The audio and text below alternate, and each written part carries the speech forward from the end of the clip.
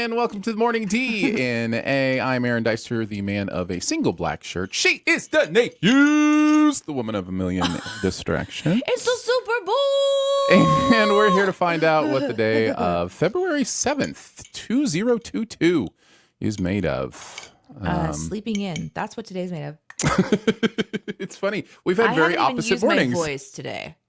I'm like, ugh. So you're sleepy. You're warming it up. You're warming the voice up. You're getting ready for the day. Yeah, this is the good morning. Good morning, everyone. This is the low voice morning. Yes. That's yes. Right. Mm-hmm. Yeah, I woke up this morning to my daughter and my husband saying, do you want to wake up? Because don't you have a show? And I was like, oh no, because my alarm didn't go off or I didn't hear it or whatever. And Iris comes around to where I was and she says, I'm going to comfort you now. And she takes my arm and starts to just gently like pet Aww. it. I know, it was so sweet. And she's petting my arm and then she says, and now if it's okay with you, I'd like to snuggle. But the problem is I'm going to have to crawl over you to do something. Right, like, right, okay. yes. Yeah. And she said all those words almost verbatim. She's very particular with how she speaks. That's Mostly awesome. because I also do the same thing with her. I'm very particular in how I speak with her. Yeah. Yeah. Give that girl some vocabulary. Make her No, real awkward stuff. when she gets to school.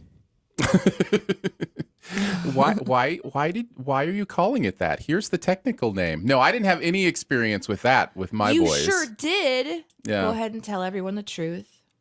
No, I mean, the one that comes to mind was when we went to a farm, when one of my children was like 3 or 4, kind of in that range, kind of in the Iris range, like where she is now. Mm-hmm. And, we were walking through the farm or whatever, and my 4-year-old son says, Dad, is that cow feces? And the people around just thought the world had ended. Like, what child feces. doesn't say poop? Like, like it's just... Is that poop? We have a comment that our audio is very different today. So how would you like to proceed, Mr. Dicer? We can take a look. I see energy levels. I don't see audio. Oh, I thought it was but maybe audio. the audio is different too, and we can certainly fix that if it is. Maybe I misread it. No, I probably misread this. Oh, big. You're right. Yeah, no. It don't connect to energy. You do seem a little quieter to me, but I mean, as long as people can hear, it's not a big deal because we can fix it for the podcast. The podcast will never notice. Podcast people never know what happens on the live show. Yeah, our energy levels are a little bit different. I'm so excited. I ran this morning 25 minutes, which is about 2.5 miles, somewhere around that range, without stopping. And I'm getting so close to running a 5K again. And I haven't ran a full 5K without stopping in many, many years. And it's really exciting for a couple of reasons. Number one, I've also never really run this far, this well, at this weight. I'm heavier than last time I was running. Now I'm dropping weight pretty well. I actually saw the 340s this morning for the first time in probably a year. Or actually for the first time in probably 3 years. I always forget it was pre-pandemic, and I'm thinking, well, that was like a year ago. No. Pre-pandemic was like 3 years ago. 3? I mean, 3 years ago was pre-pandemic, but... Right. Okay. Ooh, I mean, I know it's crazy, but is it that crazy? It's going to be that crazy. We are heading up on the actual 2-year anniversary. I mean, obviously the pandemic was starting now and starting to pick up steam, and then in the U.S. really shut things down in the middle of March, late March. So yeah, we're heading up towards the 2-year. Do you call it an anniversary? I mean, it is an anniversary, but it's just it's not something you necessarily want to celebrate. But yeah. But anyhow, so I've had a really good morning. I've got a lot of energy. I'm feeling really good. Congratulations on being I probably able will to start run. sweating here in a second just because the heat kicked on and my heart rate is still up. So yeah. So be ready for that. Anytime that Aaron showed up at the radio studio or anything and had been biking into work or running beforehand, it would take a solid 40 minutes for his body to stop sweating. So he would just be sitting there like red faced, just pouring sweat. Always with some sort of napkin nearby, pressing it to your forehead, and then it sticks there. It becomes the game, How long can it stick there? By the way, It Don't Connect has it. We will be forever calling it a paniversary. My gosh, that is perfect. So happy 2-year anniversary. Oh, man. Happy 2-year anniversary indeed. Yeah. My gosh. So much Well, you want has to shoe a dough? happened. I mean, maybe we can All right. shoe a dough. Sure. Sounds good. Sounds good. We're going to do the D and A and U. We've got a D topic, an A topic, and as many U topics as we can get to. So have those ready towards the end of the show. If there was one thing that I could magically make happen in the environment we use to do this show, it would be a way to star comments to put them in a queue for later. Like that is the my God, one I piece know, of right? this software that is just like, Because we need to have like a little place where we can go back and pull comments from later. yeah. So because we don't have that, wait till towards the end of the show, throw up the U questions with a U in front of them, and we'll get to as many as we can. But we'll kick it off with the D topic for today. Danae, what is your topic? I am updating it right now. That's right, because you spent the pre-show getting your coffee. I which did. You Yeah, definitely need this morning. I definitely do. It's not like my energy is super low. Oh no, It's that's not what I just- meant. It's just I just woke up. you just woke so up. I know. Recently. I know. Yeah. My question today is, what are you quote unquote chasing in this moment? This could be chasing a dream, it could be chasing a goal, it could be chasing, but what are you kind of like running after in your life? Now, this is not based on what Aaron just said. Although it works out really oddly. Sure does. Yeah. This is because I'm still using some prompts from my Q&A book that I've kind of pulled from sometimes when I'm not really sure how to take inspiration from my own life and turn it into a conversation. So I've been using these, and they've been really, really helpful because it gives me something to sort of ponder. And I was looking at this question just a couple of days ago as I was preparing for the show. And I don't usually chase things in my life. I'm usually the experience the moment, go with the flow, be surprised by what's in front of me person, because let's just get real. I don't like being disappointed. Is that wrong? It's probably wrong. It's very natural. It's a very human tendency for sure. Yeah, I remember my cousin when she lived with me years ago. She had just come back from this like epic adventure where she worked for this organization and lived in a third world country, learned a language that had never been learned before because she was living with a tribe of people that had never had, anyone like stay with them that wasn't part of their tribe. It was just, she is this epic adventurer, and she has these goals that she takes and she accomplishes them. And when she got back from this trip, I was like, come live with me, because then you can just not pay rent and just land and reacclimate to US life and then go on your adventures. And she did that. And I remember her going to 3 or 4 places, and she had a plane ticket and she had a place to stay, and they like did a ski trip. And I would be like, how do you do that? She said, do what? I said, how do you do that? She said, well, I have a plan. Oh, I save money. Oh, Interesting. I have a, yeah, there's a goals that I have. And so I work towards my goals. Oh, that's interesting.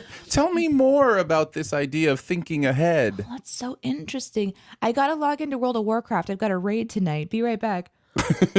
That's as far as your planning goes? Oh, my planning is just like, I got a raid. Tonight, got a raid. Got a raid. But anyhow, as I've gotten kind of older, I do have these things that I'm trying to kind of work towards. Most of them center around being a mom. And as silly as it was, yesterday it was just like, I simply want to go outside and get in the snow with Iris for at least 5 or 10 minutes and just take some pictures of her on the snow. That seems really, really simple, but that is kind of how I operate, because I can get so in my moments. I can get so connected to work and getting into my next script and making sure my next deadline is hit, that I'm not spending time outside of my office, outside of my work, outside of my career building right now. So my goal was just simply don't. It was just go outside and take a picture in the snow. There's snow, go take a picture. Yes.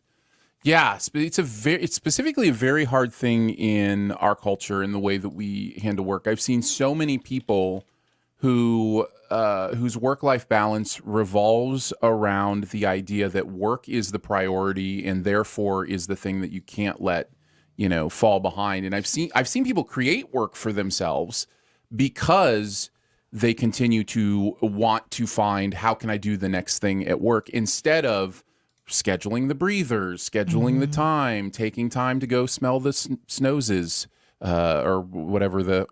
I was gonna say smell the roses, but it's snow It's fine right now. No, so. That's fine.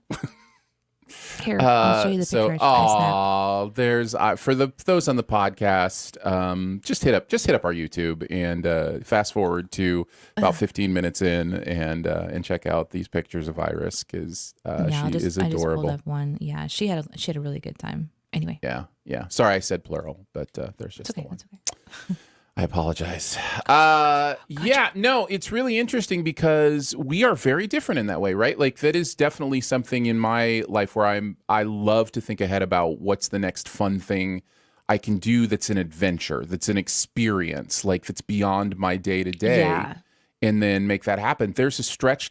I just had a stretch over the winter where it was like every weekend I was somewhere doing something and I was like, okay, that's a bit much. And I've really enjoyed kind of getting back into the rhythm of things. But I literally have, starting with a wedding of a child here in like 2 weeks, one of my children is getting married. And then I am literally gone like 7 times within the next 2 months. And it is, or have an event. One of those events is or a couple of those events are at home.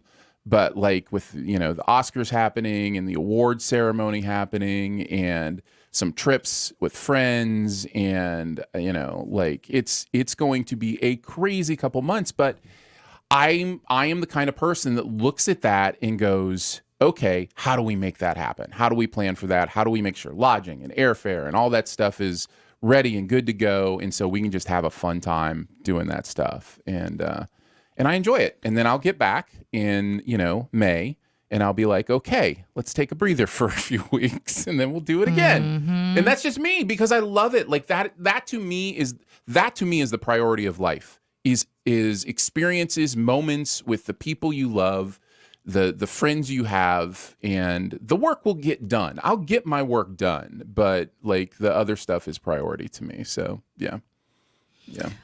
Yep. You're not wrong. There's a nice balance to it. And I feel like sometimes you'll meet people in your life and they'll remind you of, oh, this is another way to do, to quote unquote, to do it, to experience life. And where I haven't been able to do necessarily what my cousin has done to the degree that she's been able to do it.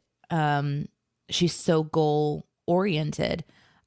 That crushes me. I don't wake up every day and go look and see what's the next closest thing to get to what I want. Mm-hmm. But I am getting closer to that. And it's a really interesting way to live. I'm not opposed to it.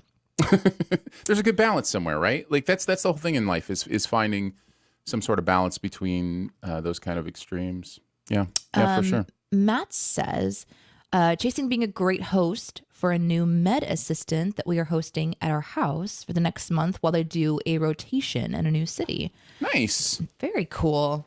Yeah. I love opening the house to people. My mom, my dad, my grandparents, they were always doing that. There was always people that they were opening up their home to and hosting. So that's awesome. Yeah, we're really loving that too. We're down to one child at home. And so we now have we have 2 guest rooms. One of them is also an office for my wife as she's doing her nursing studies. But we spent some time this weekend in the downstairs guest room, like really making it, not like putting the TV cords in the wall and hanging a TV and like just making it really nice. There's something really fun about, providing a really nice environment for people to come live at your house. And we have a guest coming to live for a few months. So that'll be good.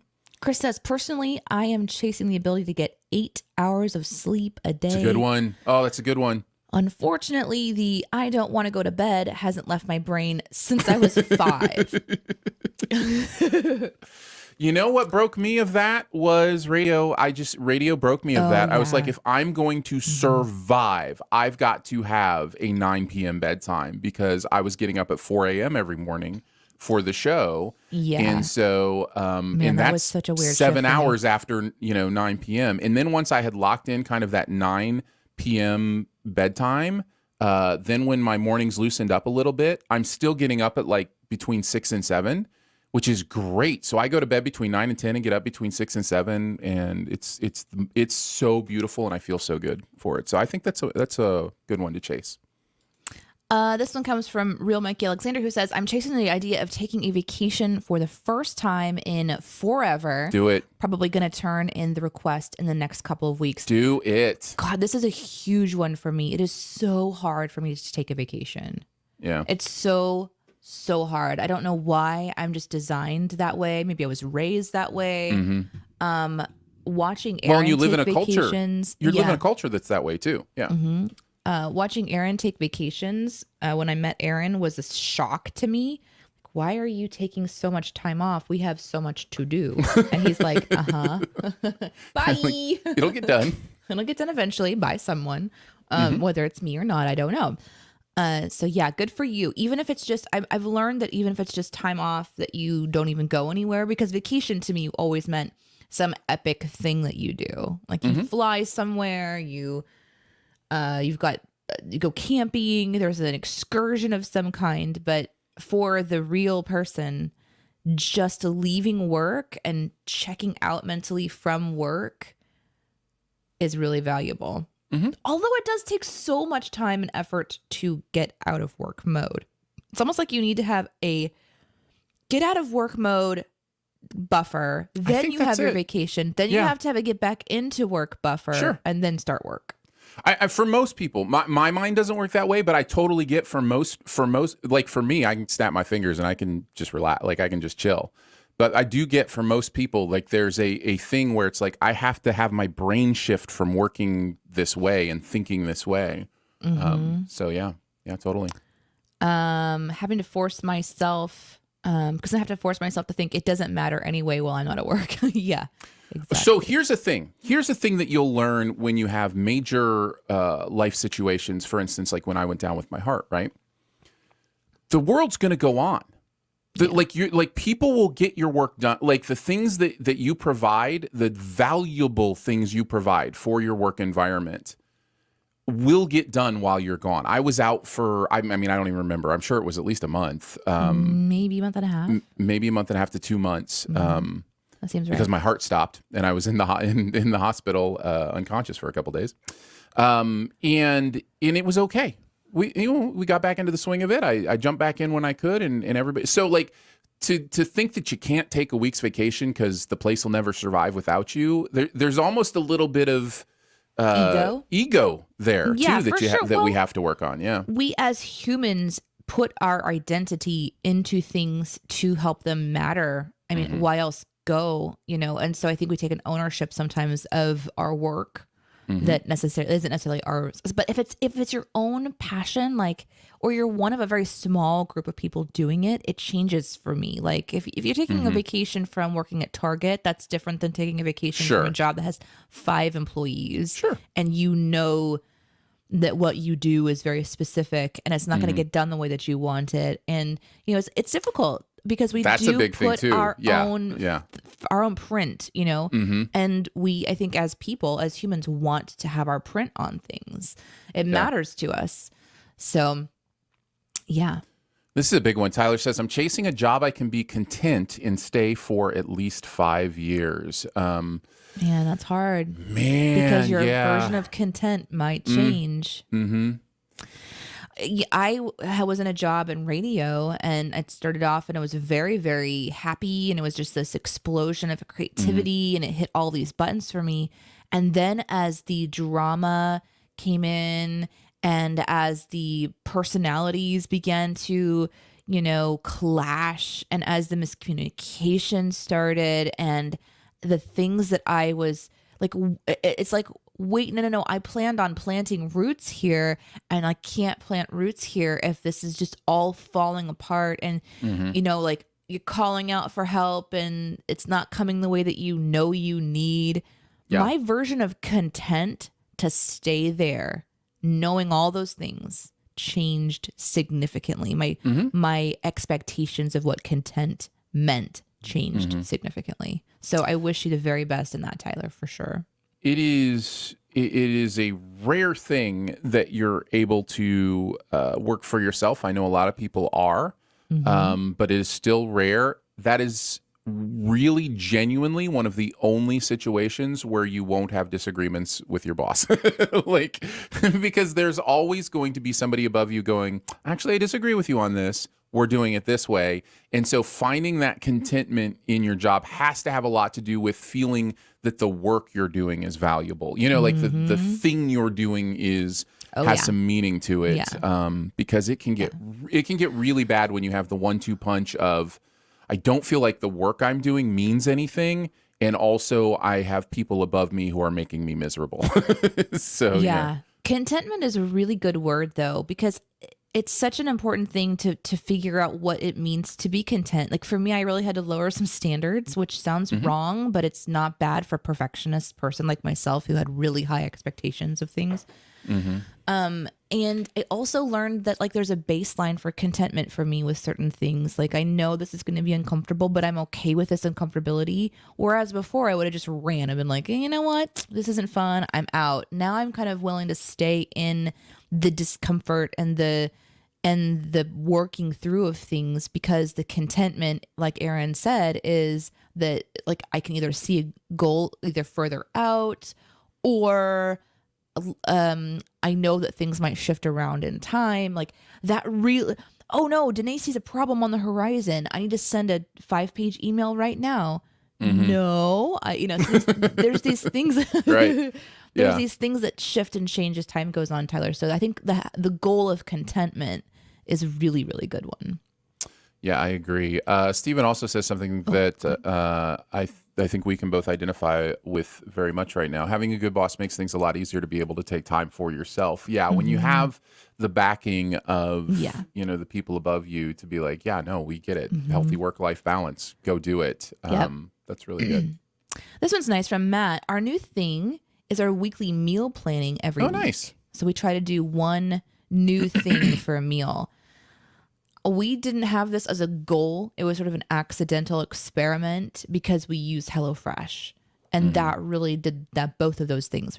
We're meal planning, but it's pre-planned for us, which is great for our family because we're not meal planners yet. Maybe down the line we will be using this as a kind of a guide or an experience that plays into that.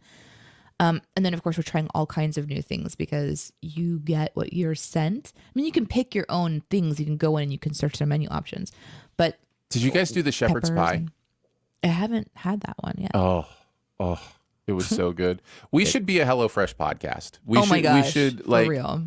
I mean, we don't have a code for us, but if you do want to do HelloFresh, we do know a code we could give you that would help us out around the bend. But yeah, no, HelloFresh has been an absolute miracle at our house too. Elizabeth says, try not to work on the weekends and just focus on personal projects. Yep, that's important, especially if you want to see goals continue in your household. We did that this weekend. This weekend, we finally put down the Christmas tree. Yay!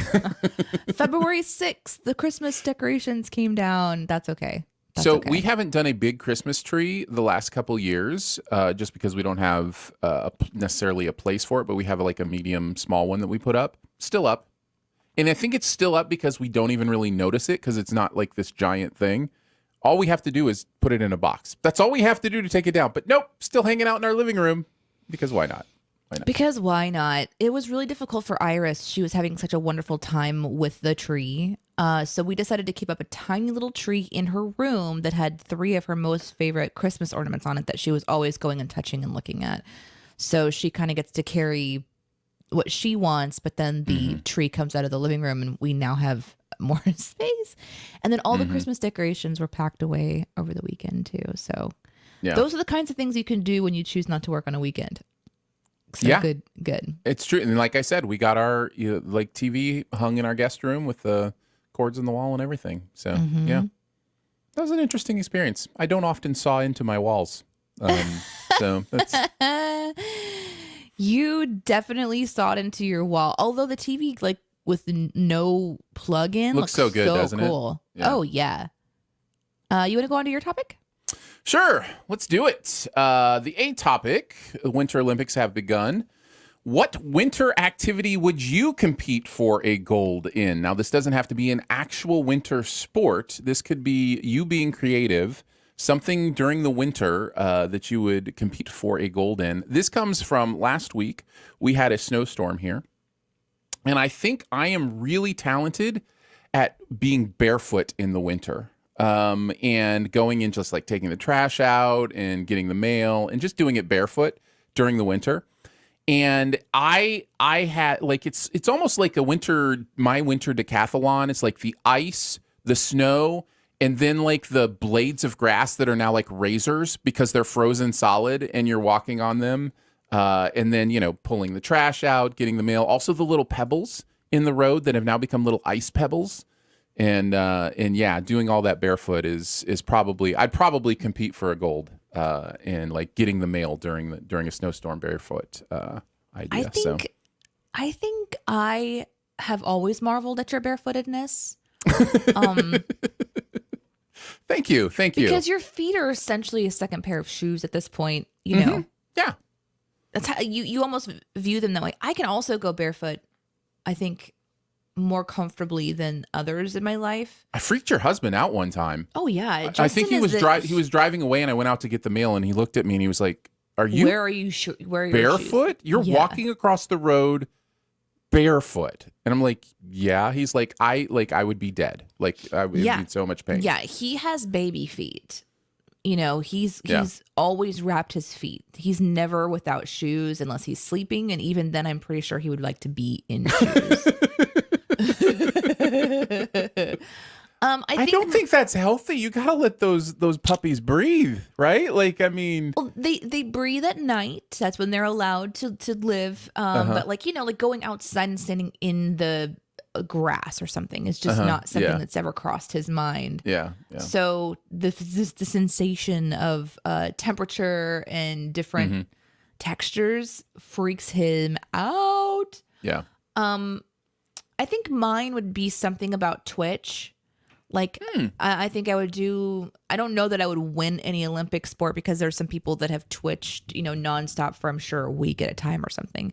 But it would definitely revolve around me just staying in my little hobbit hole and maybe doing something with Twitch because I've been, when I think about winter, I think about staying still, staying warm. And so right here at the computer where, turn on a game, play games, hang out on Twitch. So you'd be with Slab. Slab said, is hibernating a winter sport? 100%. I'd be excellent at that. Yes. I would totally win a gold medal in hibernating. Yeah, we're winning. Lots of great fun ones. Tyler says, ice breaking art. Okay. That's interesting.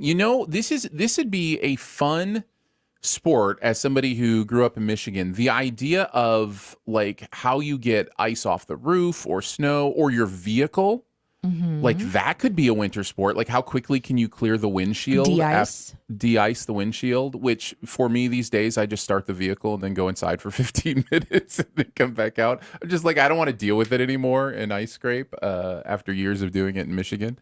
So yeah, that would be an interesting one. The ice breaking thing.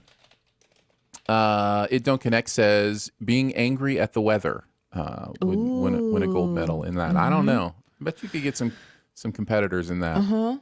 Yeah.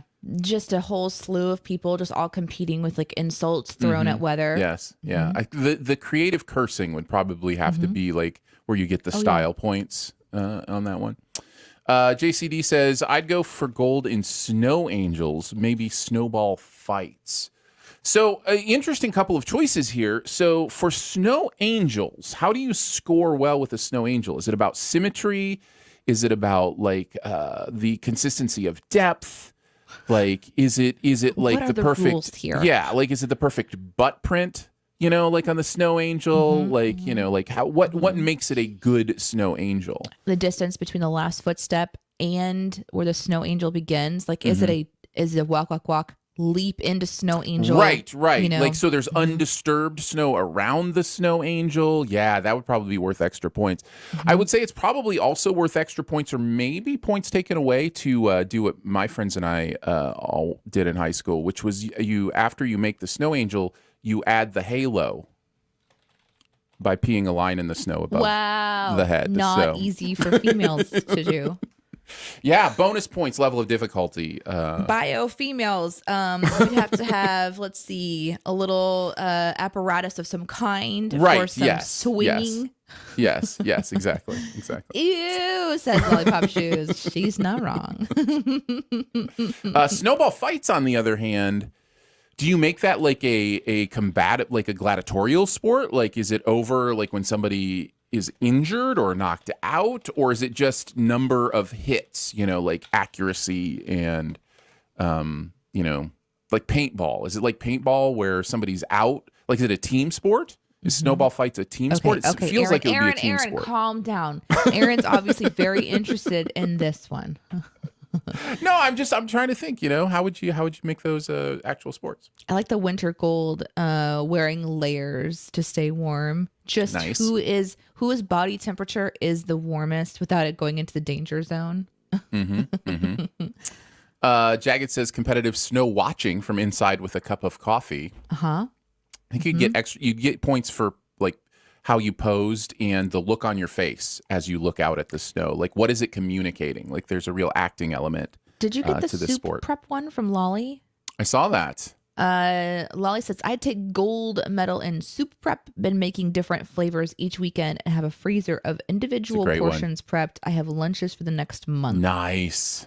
Man, that's so freaking cool. And wouldn't that be interesting? Like, you just have like a little, how much food can you prep in such amount of time? And then like extra points for variation. Yep. Because my husband would just be like, I have made a turkey sandwich for every day of this month. But Lolly's like, but I have a different flavor. And they're individual. Like extra points for that stuff. Jagged, I'll give you a run for your money in this one. Competitive watching a movie with popcorn under a blanket while it's cold outside. Yeah, I definitely think movie watching could be a winter sport as well. This one's from No Clue, who says, my older sister used to pull me across the ice when we were ice skating. She would go backwards really fast, holding my hands. This could be made cool, like a cool winter sport. The two would each take turns. So that'd be kind of cool, right? Like, yeah, just spinning and flinging. Like a tandem ice race with, one backwards, one forwards. Yeah. Yeah, that'd be interesting for sure. The only rule, I guess, I don't know. You'd have to just make the rule that you had to be holding both hands the entire time, right? So then you could maybe skate. However, maybe you could both go forward, but you had to be holding hands. Yeah. Real Mikey says, winter gold. If I lived where it snowed, I'd train dogs to make snow twisties, which is their version of the snow angel. I can see that in my imagination when the dogs get on the ground and just start twisting around. We have a precious little Shih Tzu named Hannah that's living with us right now, and she, when she goes out, kind of hops in the snow, and then so she'll just hop, and then she'll break through, and it'll be like almost all the way covering her up, and then she'll hop again. It's so cute. She's also mastered the one leg pee, where she will pee like a male dog, so she doesn't have to get down in the snow. Yeah. Chris says, exhaling hot mist in cold air as long as possible. Give me that gold medal right now. What is what is the, I don't understand what just like breathing. You want a gold medal in breathing? Is that what we're doing? Pretty interesting one where you just take a deep breath and you slowly exhale. See how you long get points for the density of the how much air you can hold into. It's amazing how much air you can hold in your lungs. We don't we don't do deep breathing. Right. I remember being in a yoga class where we did like this breathing exercise, and it blew my mind how much air you can hold into your lungs. Oh yes. Because I'm just I'm like this. But not very helpful. That's just how you go through your day. Yeah. Just shallow air. Nice. Let's see. No Clue says orange juice is always an option for the halo. It's like, no, what fun is that? What fun is that? No Clue. Come on. Come on. Oh my God. No. Let's see. Lots of good comments. You ready to go on to the U topics? Sure, let's do it. Yeah, let's do some U questions. Put a U at the front so we can see it and ask us anything you would like, and we will do our best to answer it.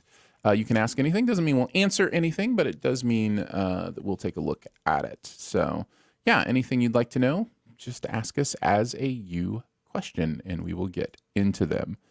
Let's see. Lucas says, this isn't a U question, but we'll kind of go on with the topic while people are getting their U questions in. I'd win a gold medal in marathon as I prefer to go for a run in cold weather. Okay. Well, there you go. You do you, Lucas. Steven says, who is your favorite comic book hero? Ooh, that's tricky. Because I didn't read comic books. Did you read comic books? No, but we live in a world now where we know the comic book heroes. They come from the comics, and so you watch them and you enjoy them, but they come from the comics. Yeah.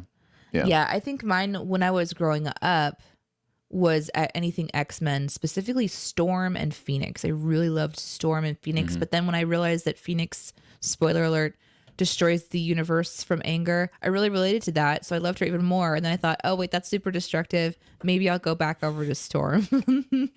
So it's kind of like a back and forth between the power of Phoenix and relating to just wanting to destroy everything. It's interesting. The X-Men question is almost like its separate category. I feel like it's because I think everybody could, no, not everybody, but I feel like people who love this stuff could pick their favorite X-Men and also their favorite comic book hero. I'm going to go with Captain America for this. I absolutely love that character and the idea of integrity and, trying to be the best version of a human as you can be. And yeah, I really dig it. So I've loved what they've done with it in the movies too. As far as X-Men, probably Nightcrawler. Really dig Nightcrawler. Lots of fun. This one's from JC, who asks, thoughts on long distance relationships, inspired partially by my mom and her penchant for anytime I mention a woman getting depressed when I say they're not in this state. Oh man, this is a problem for the ages of the internet, isn't it? I mean, this is not I say problem, and that's a very loose term, because I don't think that long distance relationships are a problem. I think they have their own unique set of problems. But I think it's definitely more prevalent now that we have the internet than ever before in history, obviously, though long distance relationships have always existed. Yeah. Thoughts on long distance relationships. I think there are challenges to every relationship. I think every relationship has various challenges to it, whether you're talking romantically or whether you're talking friendships or whatever. And we've talked about this before. My general opinion is that we make too fine a distinction between the idea of chasing a significant other over just developing lots of friendships and then letting relationships develop naturally and become whatever they are. We tend to, it seems to me, especially in this culture, skip the idea of, I'll use an old word like courtship, like the idea of, oh, we're just going to hang out. I mean, we're just going to be friends for a while. And, I just think we go right to, hey, you want to be my boyfriend? You want to be my girlfriend? And we're kind of taught that growing up in many ways. Mm-hmm. And I really wish we could dial down SO culture several notches in a way that would just allow humans to have relationships with other humans and then let them develop naturally. Every relationship is going to have difficulties. Distance is one of those that is more and more not as difficult to overcome. The only part of it that really, really stinks is the touch part. Like hugs and, just being able to be near someone and in the same space. There's something really cool about that.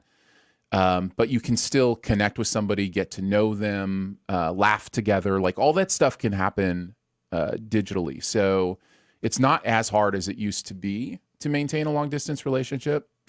So I guess that's good news. But every relationship has challenge. So distance doesn't have to be the be all and end all of those challenges.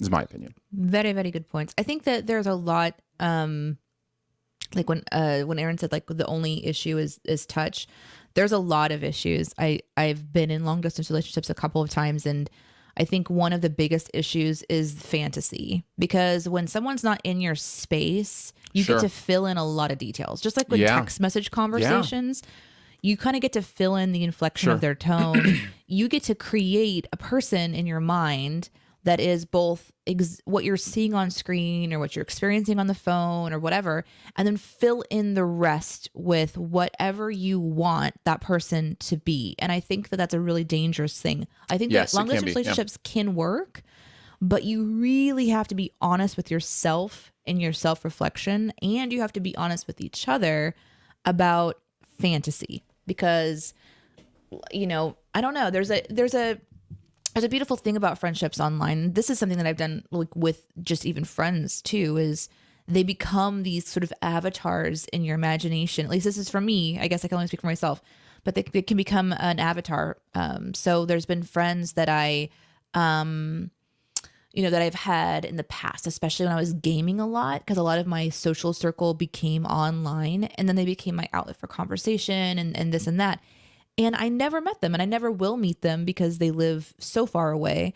But in my mind, I have a version of who they are. And I'm sure if I met them, there would be a lot of shifts in what I've assumed even their energy is like when we have conversations and stuff, because I've gotten to kind of create a very comfortable version in my imagination of who they are. So I think aside from having to make sure that you make time online or make time to connect, you need to try to make time in person too, because you will come against things that you've built up in your imagination, and you will need to discover if you would like to continue to pursue somebody romantically.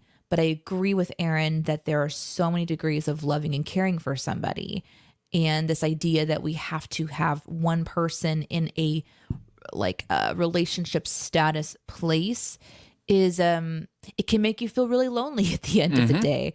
Yeah. And so it's okay to have a lot of different kinds of love in your life.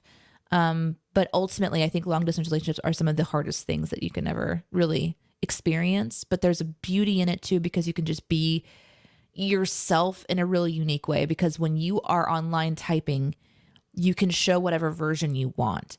And that's another part of the fantasy also, is Right, you're becoming the fantasy in some ways. of yourself, right?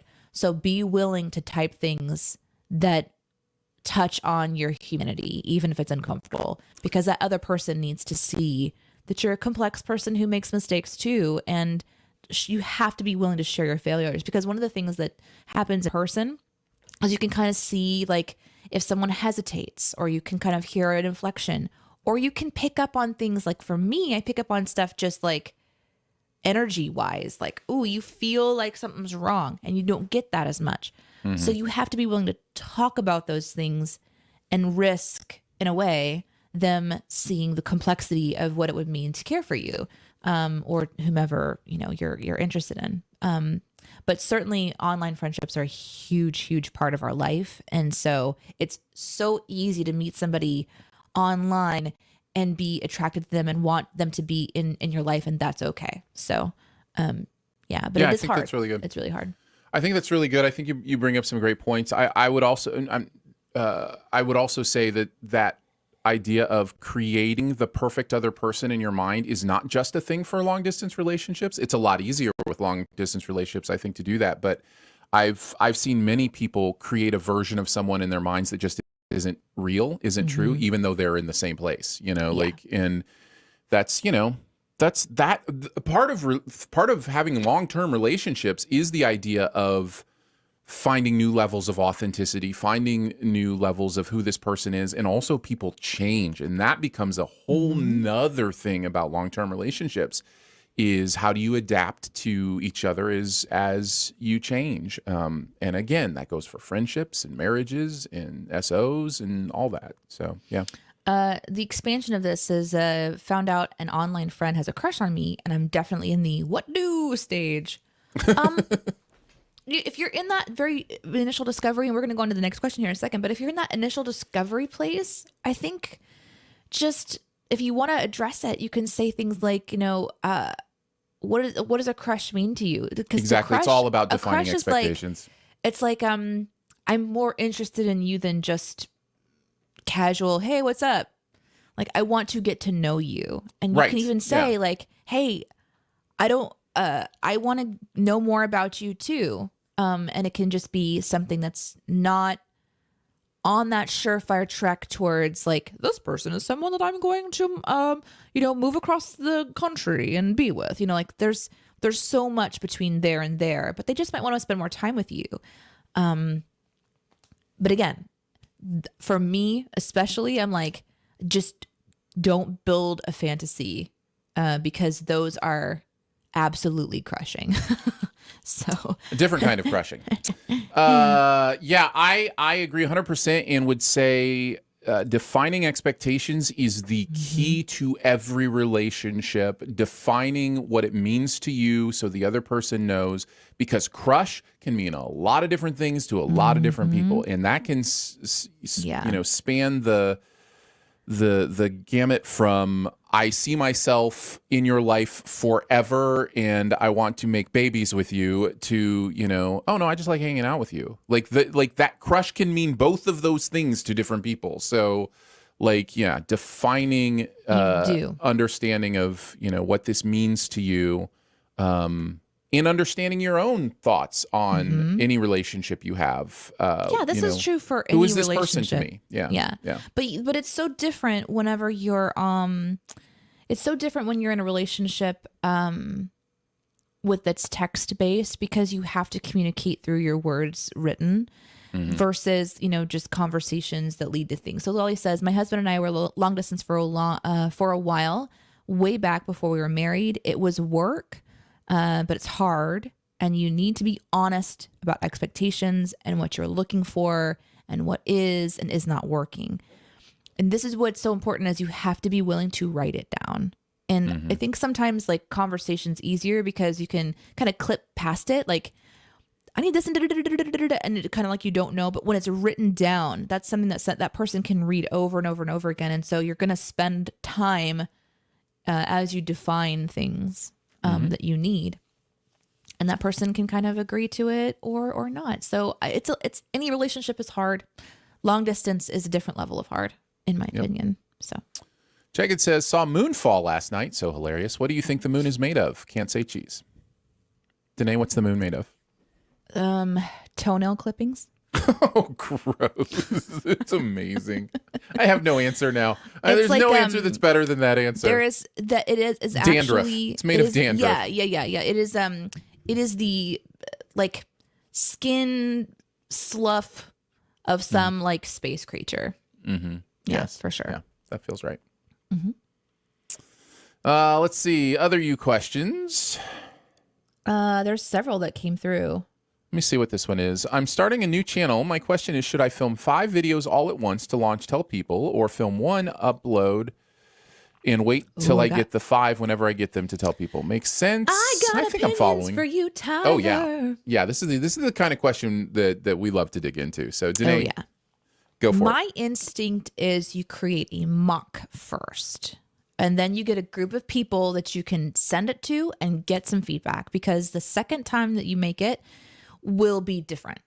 You can definitely record all of them at once, especially if you've got a clear vision and you know exactly what you want to do and you don't want feedback. But so we just launched a show called Captain's Pod, and we're kind of nearing towards the finale now, and it's like I think a 10 episode series. We launched episode 0 first. This is obviously podcast, not video, but it's kind of similar. We did episode 0 where we told the audience about what we were doing.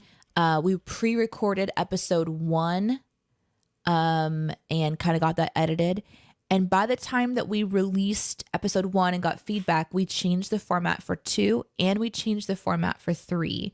So now that we're like in towards the end of the series, we're in that groove and we're releasing the content, and it's really solidified and kind of come together because we got into a rhythm. So our version of what we thought we were going to be doing in episode 0 versus what we're doing in episode 10 are really similar, but just different enough that we wondered if we should have done a couple more test episodes to get feedback to find that rhythm before we launched episode 1.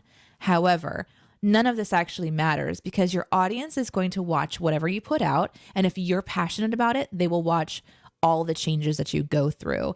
So that's one thing. For getting ahead on content, though, I think getting ahead even 2 or 3 episodes is really, really smart because you don't know the kind of work that you're up against until you get into projects. So a buffer is always a relief because if you're sick, you go on vacation, you hit something you didn't expect, you can still get that consistent content out because once you get started to build an audience, you have to have consistent content.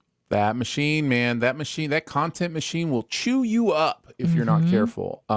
Yes. And I think what I will focus on with my answer, because I agree with everything Danae said, is that there are different approaches based on what you're trying to do with your content. Like if you are doing like a seasonal run of something, I highly recommend just getting it all produced first and then just releasing it, 1 week after another, or at least getting the first 6 or 7 done and then do the last 3 as you're, airing the first 6 or 7. If you want to do weekly content or more than once a week content, or even let's say twice a month content, I think you're in a good place to be like 2 ahead, like if in that way, you've got a little bit of buffer. But if you want to keep that thing churning, you don't want to be pushing it right up against release dates, because that's Unless just a you're recipe. Built for pressure.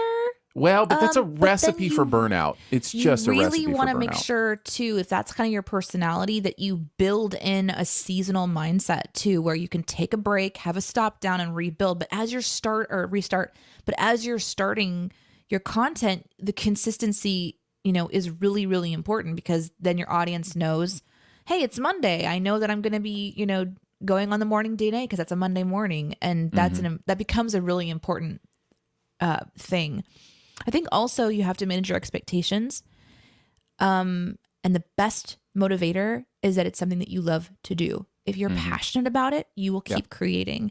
If you're doing it for numbers, then you're going to be disappointed in anything that you do, because even podcasts, it's like 5 downloads an episode is considered a decent successful launch for something because like a successful podcast, like some of the top podcasts have like 150 downloads per episode, and I think people have in their mind that it's going to be this thing, but really it's just you have a passion, you want to get something out and you get it out. And that is your motivation, is that it's coming from you and you want that content to come out. It's not for the views. It's not for the likes. It's not for the downloads. It's because you want to. It can be. I think I read something recently where something like 97% of all podcasts have less than 100 downloads per. Like if you have more than 100 downloads per episode, you're in the top 3% of podcasts. Yes. Now, a lot of that has to do with the fact that literally everybody has a podcast now. Like it is literally There's something. So there are so many podcasts, but yes, what Danae said. I mean, look at Shoe the Dough, right? Like what we're recording right now goes onto a podcast called Shoe the Dough. We have been doing this. We are coming up this summer on our 11th anniversary of this podcast. 11 years. 11 years. 10 years of our it's our 10 year. 10 years. Yeah, this summer will be our 10 years. So a decade of doing this thing. We have 20 to 40 people hang out with us live on Monday morning. We have a couple hundred, 200 to 300 people that download, the one episode a month kind of thing. So each episode maybe gets 100 downloads, something, close to that 100 mark. But we're still doing it. But do you know why we're still doing it? Because we love it. Because we're passionate about having this time to chat together, to talk about what's going on in your life and our lives. Like that's why we keep doing it every Monday. Because if you're chasing money or numbers, man, that gets old and depressing real fast. Yeah, it can really kill your creativity. And as a creative person, that is what drives you.